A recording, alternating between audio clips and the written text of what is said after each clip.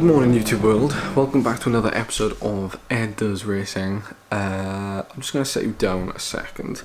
I'm going to a race today in Chitton, which is just south of Bath. It's going to be a weird one today because the race doesn't start till 1 o'clock, which means I have to have kind of, we talk about the 3-hour rule for eating. So if I eat 3 hours before, that's at 10 a.m. But I also have to have breakfast as well. So how do I fuel correctly for this when I've got to eat twice? And by twice I mean don't eat too much that I'm going to be absolutely bursting on the start line. So surprise surprise, I'm going to start my day off with some porridge oats.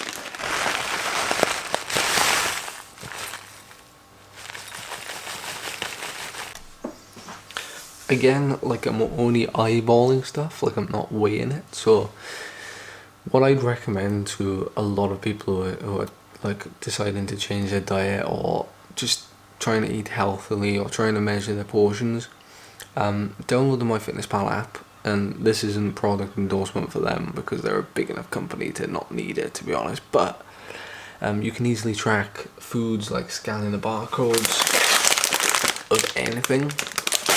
And it should give you like a pretty accurate nutritional value for each food. But once you've done that for like a week, I've got to be honest with you, you'd never have to track, you know, gram for gram what you eat again, because you'd just be able to guess it just by eyeballing it because you'd be so used to it. So that's what I've done for the last kind of few years. I've got so used to tracking foods that I can eyeball them and be pretty close and good with my diet and get like quite lean because of it. Although when I am going like kind of super lean, I do track like as much as I can on MyFitnessPal. If you're wondering, I'm using this milk. The only reason being is because Charlie is lactose free and there's nothing else here, so I wouldn't necessarily go for this all the time, but the macros on it are pretty good. To be honest, a lot of like proteins, they don't even have milk. They use things like almond milk or soy milk whenever they're doing breakfasts. Look at this toaster.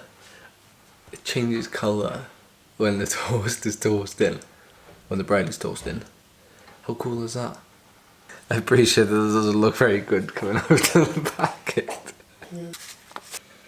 A great locally sourced dinner.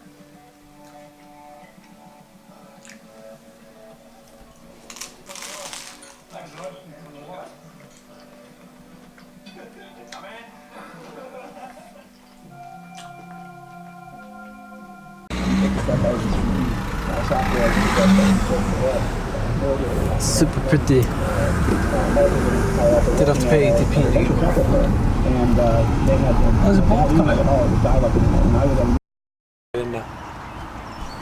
Sorry, I'm done. I was just speaking to fellow teammates, Steve Bradbury, who rode the Tour of Loire last week with the team, and he's ridden this race before as well. And he said that there's a climb just out of the village here that we do like 6 times, so 6 laps, and over the top of the climb is like basically the Salisbury Plains, which are just wide open, like basically military areas, and we race on some of the roads that like the tanks use to cross.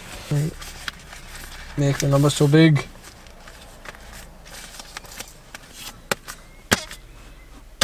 Made a funny noise.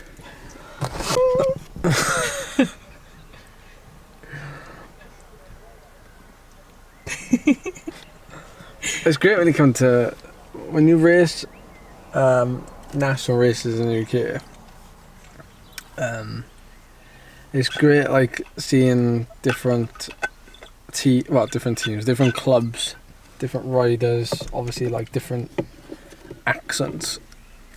It's funny how like it changes depending on where you're racing, but this is like typical English, or at least southern English racing.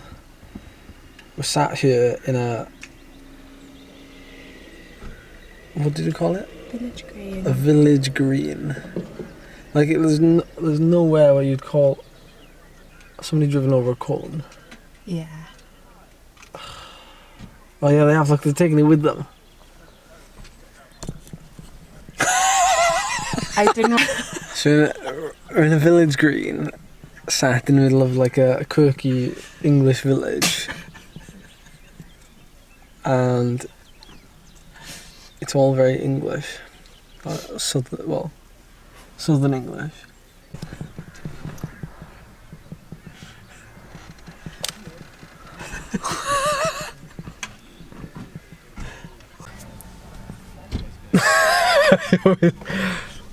Okay, a few things before we get going. There are like an army of no-pins Simtech riders here. There's like 5 of them or 6 of them, including Marcin. So it's going to be a very fast, interesting race. There's also, well, I have one teammate. We also have Alex Richardson from Canyon.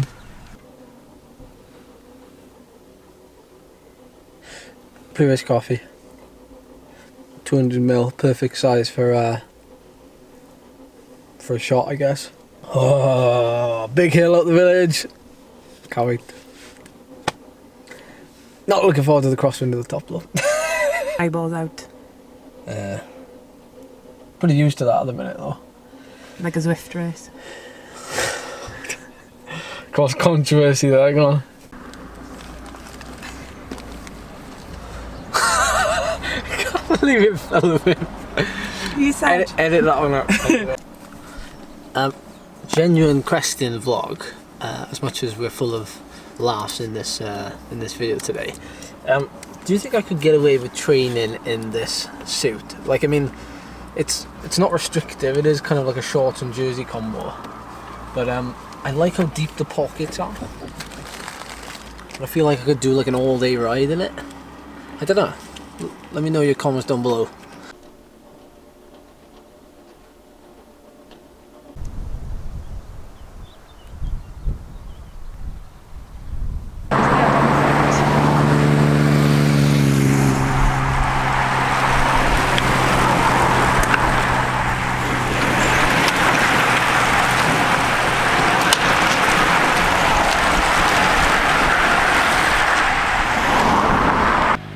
Oh. Looks like a little split and Ed is in there.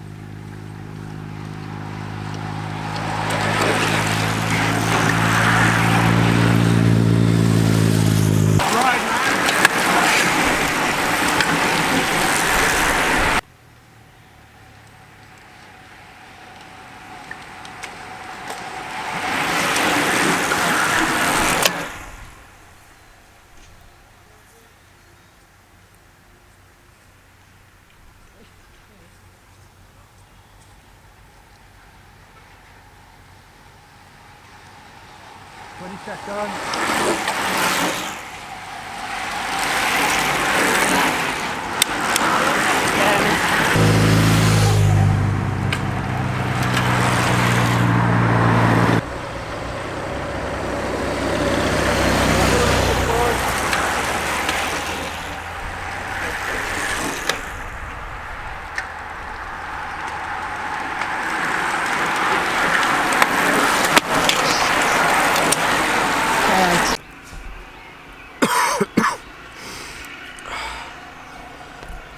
My stomach's in knots.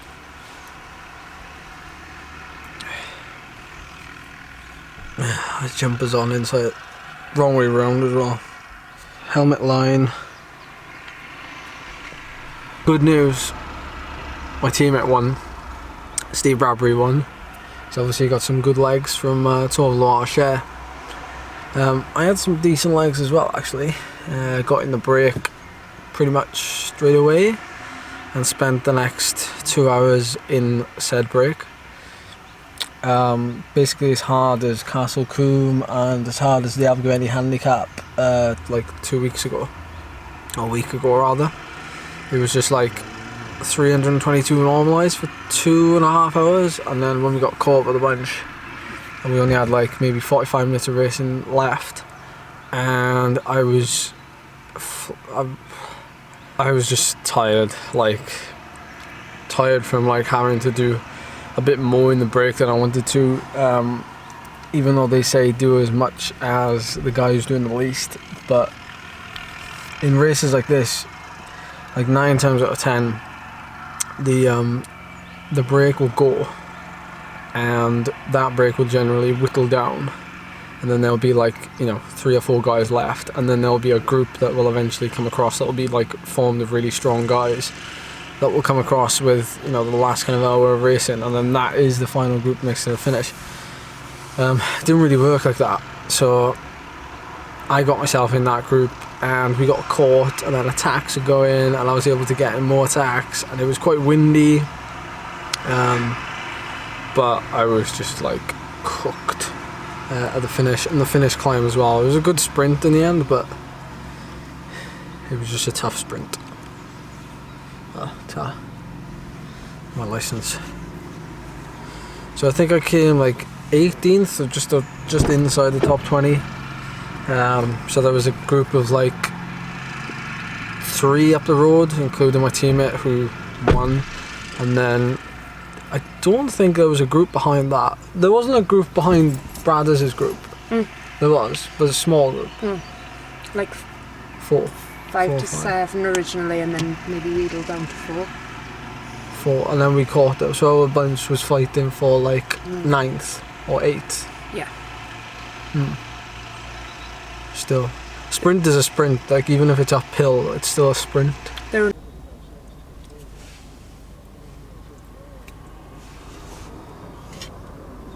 It is nice here. I do like Bath. Pretty. Not really many places like it.